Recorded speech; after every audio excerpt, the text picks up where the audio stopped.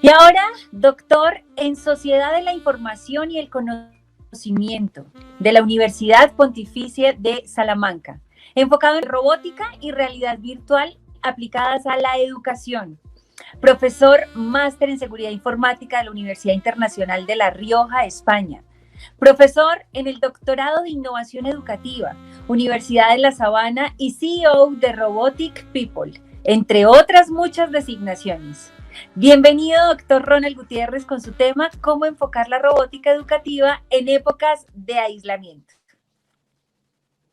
Muchas gracias por la invitación, muchas gracias por permitirme hacer parte de este gran momento, de este gran evento. Es un hito histórico realmente el poder estar acá presenciando el lanzamiento de esta nueva universidad corporativa. Bueno, yo quiero hablar un poco acerca de lo que es la robótica educativa y justamente cómo vamos a poder enfocar esta temática tan importante en este momento de la vida en la época del aislamiento. Muy bien, primero que todo quisiera hablar un poco acerca de lo que es la robótica educativa, porque hemos hablado mucho acerca de la robótica, de cuál es ese papel que se está jugando hoy en día la robótica en la sociedad y desde ese punto de vista es importante que tengamos en cuenta o sepamos un poquito acerca de esto. Primero que todo, la robótica es una tecnología que está basada en la automatización tanto de procesos como a nivel tecnológico. Y esto es muy importante tenerlo en cuenta porque a veces nos dejamos guiar un poco por lo que es la robótica desde lo que hemos visto en las películas, de lo que hemos visto en el cine, y a veces ese enfoque no es del todo cierto. La mayor parte de los robots que están trabajando hoy en día o que estamos utilizando hoy en día en la sociedad son robots que se utilizan, por ejemplo, para soldar partes o soldar piezas en talleres de mecánica o, por ejemplo, para la manufactura de vehículos. Son robots que hacen un trabajo muy bueno, de altísima calidad, con altos niveles de eficiencia, utilizando periodos de tiempo mucho más largos de los que lo haría un trabajador normalmente. Esto, que es un ejemplo que hemos colocado allí, llevado a una escena mucho mayor o a una escala mayor, nos permite ver que la robótica y la automatización en general está teniendo unas grandes implicaciones en lo que serían los procesos de manufactura, pero también en lo que podría llegar a ser la empleabilidad y pues algo que efectivamente nos impacta muchísimo en esta época de pandemia. Pero bueno, esa es la robótica. ¿Y qué es exactamente la robótica educativa? Muchas veces los padres de familia, y seguramente que hay muchas personas que al estar viendo esa transmisión se estarán preguntando, bueno, ¿cómo vamos a enfocar todo este tema de la robótica a nivel educativo? Pues no estamos hablando precisamente de crear profesores robots o cosas de este estilo, que sí de pronto lo habremos visto algunas veces en televisión, sino que estamos hablando un poco más de cómo podemos utilizar la robótica como un elemento mediador o como una tecnología mediadora que pueda impactar de una manera importante al estudiante en sus procesos de aprendizaje y enseñanza. Y allí es donde aparece la riqueza de la robótica educativa. Entonces, ¿dónde está lo importante? En cómo nosotros vamos a poder establecer metodologías o estrategias didácticas donde los robots o la robótica en sí misma sea un medio para alcanzar un aprendizaje. Entonces, no siempre allí en la robótica educativa vamos a estar hablando de construir robots, que es de pronto lo que casi siempre asimilamos cuando nos hablan de robótica educativa.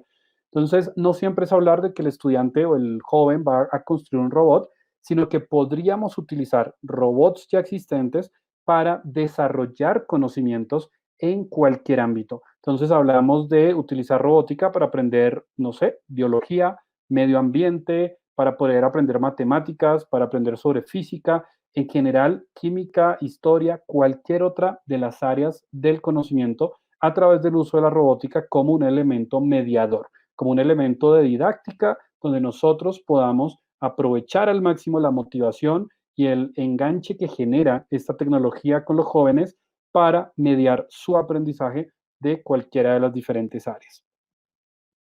Muy bien. Entendiendo ya un poco más lo que es la robótica educativa y entendiendo que cuando hablamos de robótica educativa nos enfocamos un poco más en la parte de pedagogía que en la parte de tecnología como tal, ahora hablemos un poco acerca de cómo podríamos abordar esta robótica educativa desde lo que es la época de aislamiento. que si bien apenas, por lo menos para Colombia, llevamos 3 meses de aislamiento, esto seguramente se va a extender un poco más en el tiempo, quizás 1 o 2 años más. No hablo precisamente del aislamiento, pero sí hablo de la cultura que se nos está generando a nivel de sociedad en términos de bioseguridad, en términos de distanciamiento social, etcétera. Y en este orden de ideas, tenemos que también ver, y bueno, aquí me va a permitir utilizar una palabra que ha sido un poco cuestionada en los últimos tiempos, pero a mí personalmente sí me gusta. Tenemos que ver cómo reinventarnos frente a esta nueva anormalidad que nos ha tocado vivir. Y la robótica educativa también tiene que reinventarse, como todas las áreas. En este sentido, de lo que tenemos que hablar es de que en plena época de aislamiento o de pandemia, cuando nosotros hablamos de utilizar kits o utilizar robots en el aula, pues uno de los primeros pasos o de los primeros problemas o barreras que vamos a encontrar es que no tenemos la forma de utilizar esos robots en el aula, porque seguramente ya no tenemos el aula como la teníamos de manera tradicional y muy probablemente tampoco tengamos el robot. Algo de lo que más ha sucedido en las instituciones educativas, de lo que más me han comentado los profesores es que los robots están ahora mismo encerrados en los laboratorios y que no los pueden utilizar. Entonces, ¿cómo podríamos hablar de robótica educativa si lo que está pasando es que los robots están por allí guardados también están aislados? Pues en este caso, de lo que hablamos es de reinventarnos también y empezar a utilizar otro tipo de tecnologías que son basadas en la simulación.